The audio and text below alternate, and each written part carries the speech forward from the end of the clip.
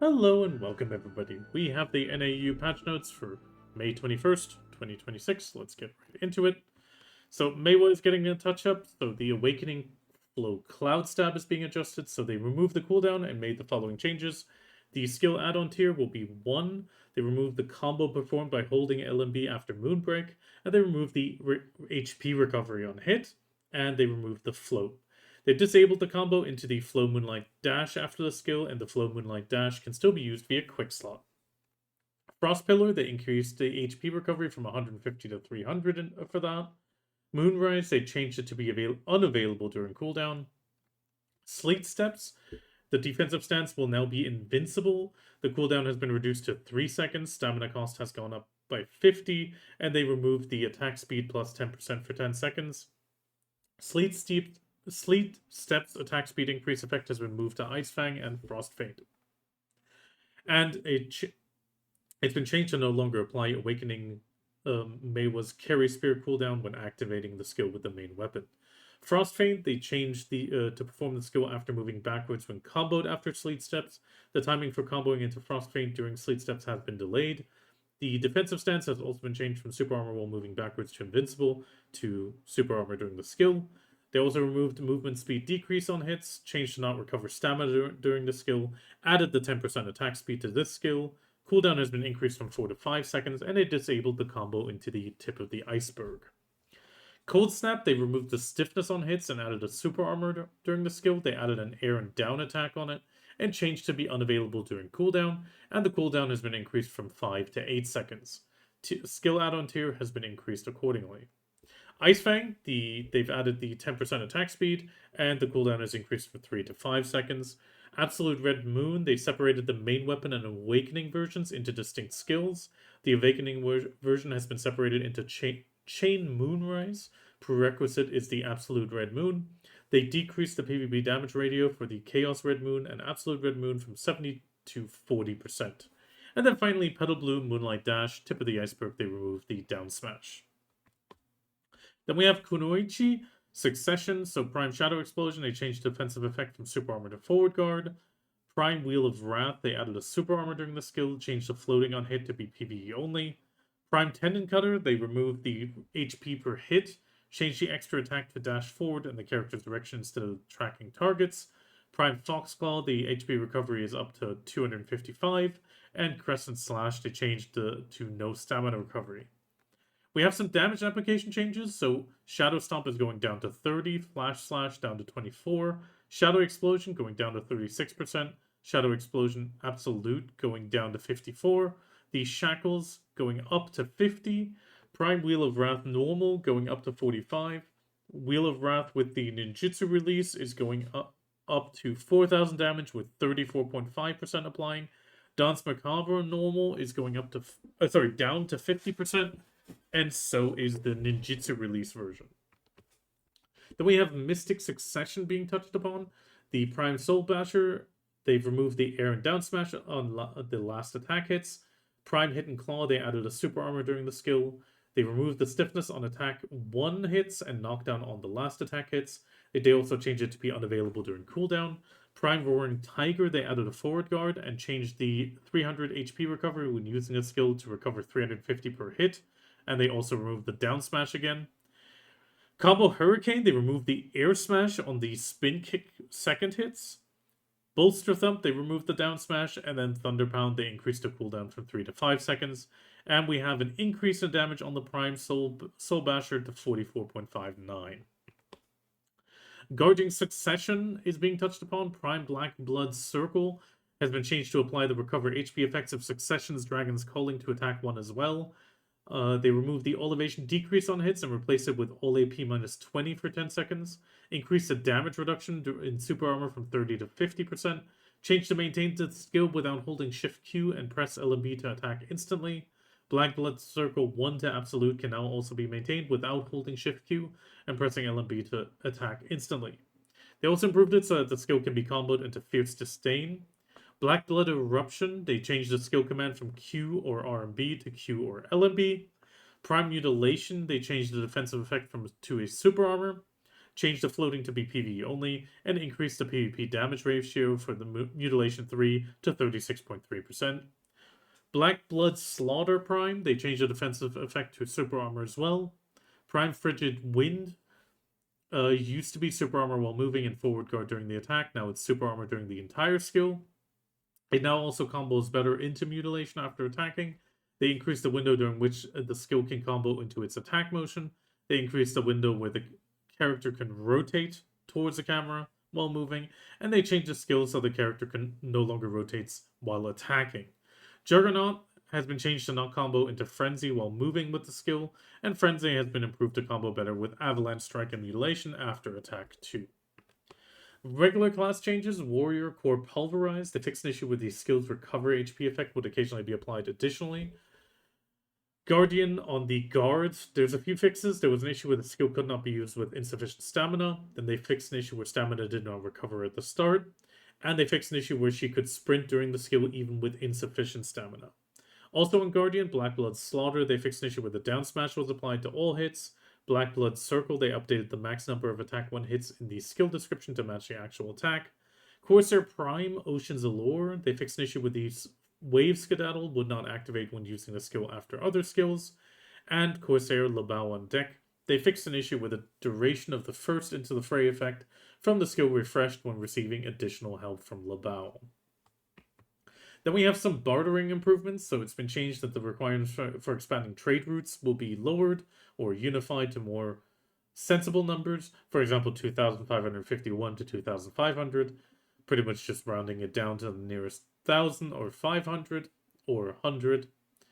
Some routes may be changed to crow coin routes, and level 4 to 5 routes expand up to a maximum of 11.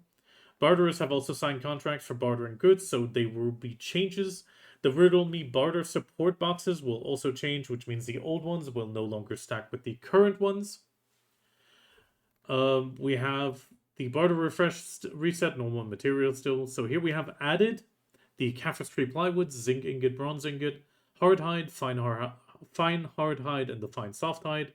The Fancy Feather, Fine Fancy Feather, and the Fine Lightweight Plume again. Date Palms are back. Spirit Leaves, Red Tree Lumps, Bloody Tree Knots, Powder of Flame, Powder of Earth, and the Snowfield Cedar Plywood and Knock Ingot make a return.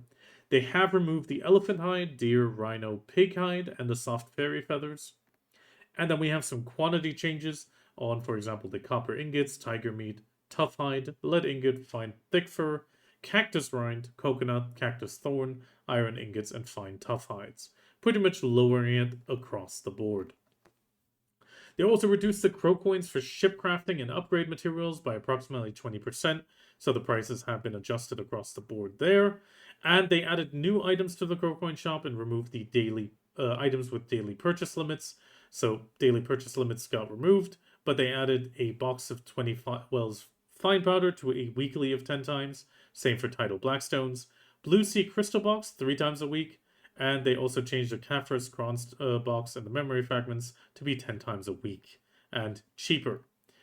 You can obtain the following things from the Blue Sea Crystal box mentioned in the 3 times a week for 5,000 crow coins. You can get Rusalka crystals, the original Rusalka, same for the Magoria and Zolution. They also changed the grade of the following items from red to yellow. Pretty much the box of Caphras, Kronstone, memory fragments, and so on and so forth. They also improved the locations of barterers and wharf managers on Ilia Island, Dale Pier, Sanctuary Coastal Outpost. And they improved the following quests to display objective markers, or more objective markers, which is the Cox Scouts in Disguise, Hekaru Ocean Stalker, the Ocean Predators one and Stay Sharp, and the Hungry Sea Creatures, and the Old Moon Guild Candidum Hunter. Further, they added more spawn locations for Cock Pirates and Hungry Hekaru and Goldmont small battleships, so they can be encountered in more areas. Small little thing, they improved supposedly the ranked matchmaking in AOS for skilled soldier and below, so adventurers are matched with others in a closer score range. Then we have Quint and Muraka being improved. So Quint, the cannons apparently were still being a thing, but nobody used them. Quint now uses attacks that empower specific body parts. Hitting the empowered body part with a cannon will deal extra damage and gradually weakens him. They also improved the monster bashers to deal additional damage to Quint. In the case of Muraka, the cannons are no longer needed, and you just beat him down. The drops have also been increased to be in line with the other world bosses, so pretty much you can get the statue and a few other things. Muraka, obviously no statue. They also added Vipe stoner cannons and monster bashers for sale at the Alca Antore, the node manager of the abandoned land isolated sentry post near Quint's spawn location. Monster Zone Info UI, this falls into the change of the, regular animal monsters. So animal monsters will now be defined as normal or undefined. Excuse me.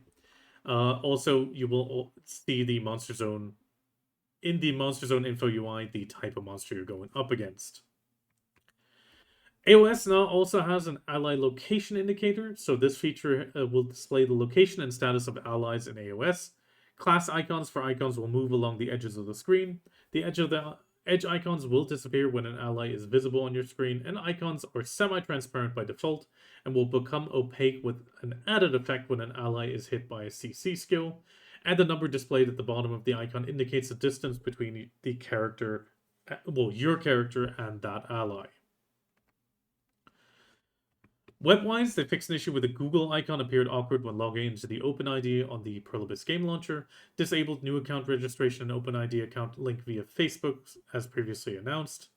If you're using Facebook OpenID, please change your login method, is what they say, and they removed unnecessary guide pop-ups when verifying with a mobile OTP. Modifications and changes on Altar of Blood, they changed a forfeit button next to text to a retry. Fixed an issue where Jordian's pattern dealt no damage at certain locations on the 21st Illusion. Fixed some issues where no damage was taken in certain locations outside of the combat area in the 3rd, 9th, 12th, 15th, 18th, and 21st as well. Fixed an issue where awkwardly shaped objects appeared instead of a treasure chest when claiming a reward when obtaining the rare treasure in the Fortunate Golden Pig Cave.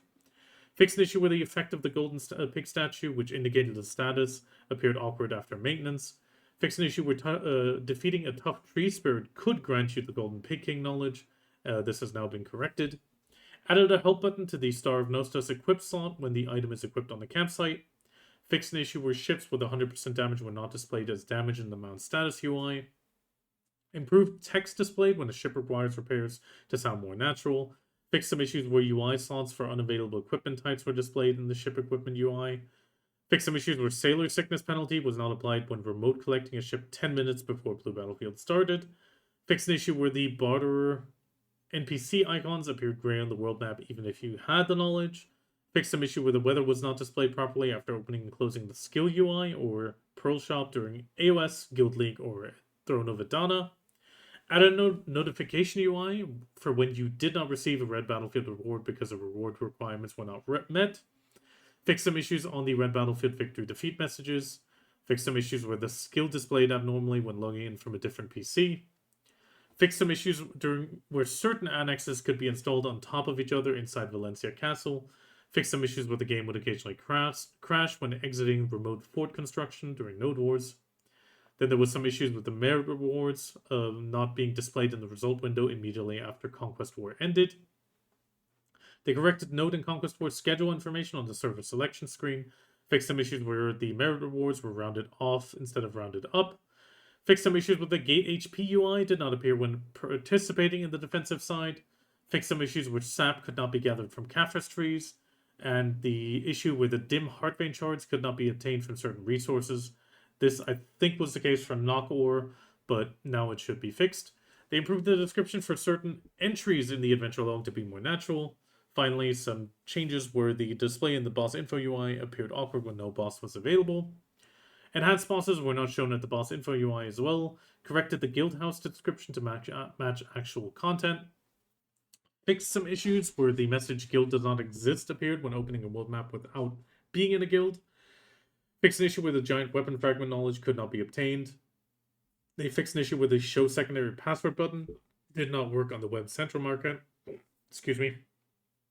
Gamepad mode, they fixed an issue where snapping was awkward in the Blackstone UI, and also in the War Installation Info UI did not appear when installing annexes. There was an issue with a quest NPC for Medaya, the temple in the east, being displayed incorrectly for season characters. They also fixed an issue where the ship preview and the wharf menu in Dale Pier was abnormal. Fixed some issues where winning in the blue battlefield doubled the node investment benefits for Sakraya Underwater Ruins.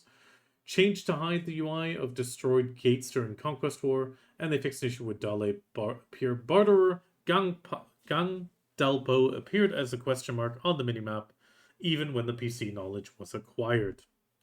With that, we're going into the events. We have 2 events. One is starting now till June 11th. NPC Martha Kyan.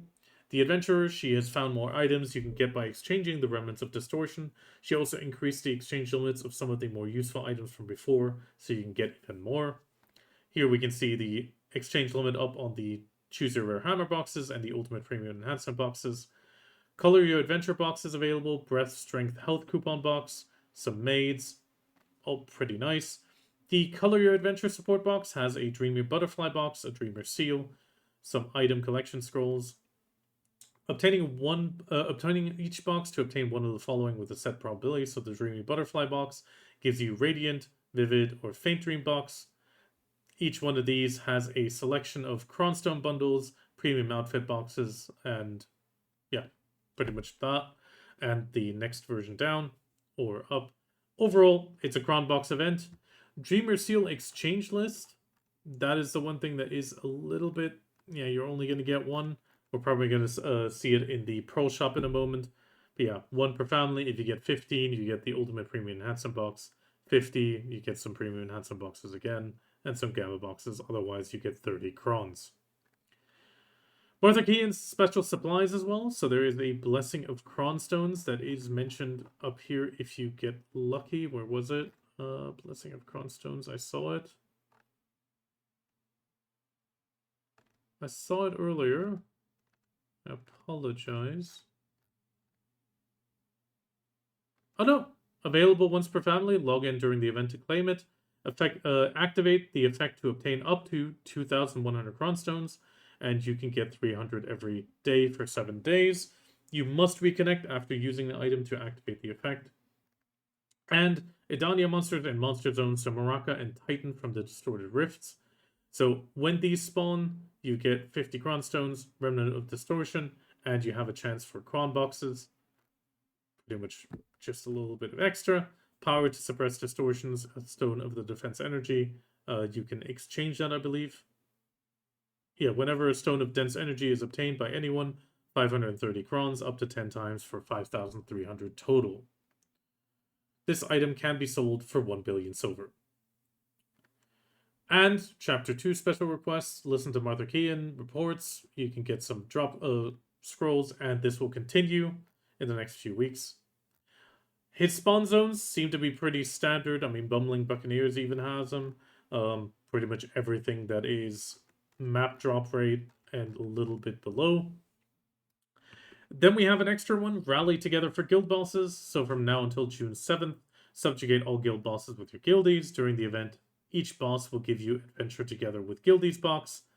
You can get all of the following: 300 Cronstones, Sharps, Magical Shards, Kafras, and Memory Fragments. Rewards for each boss can be obtained up to once per week. Defeating all bosses earns you up to 5 boxes a week. This is for the next 2. And with that, we're already in the Pearl Shop. Going into it, Family Purchase Limit reset. The Family Purchase Limit for Combat and Skill XP scrolls, the 530%, will be reset on May 28th. So next week, you can buy up to the purchase limit, and then it will get reset. They have a thank you package available for 70% off. It's a premium outfit box. Ultimate Advanced Thank You Pack. This one has a Gamba box included. Prestige outfit packs. 25 outfits for 65 off, but it is a lot of pearls. Pretty much some outfit boxes this week. There is the Blessing of Old Moon 90 days for 50% off. This can be good if you want to get all 3 things for cheaper. You can also get 40% off for just the value pack, or the Old Moon, or the Camasylvia. There is a Combat Focus Pack. Choose Your Warm Journey. It's a focus pack, same for life.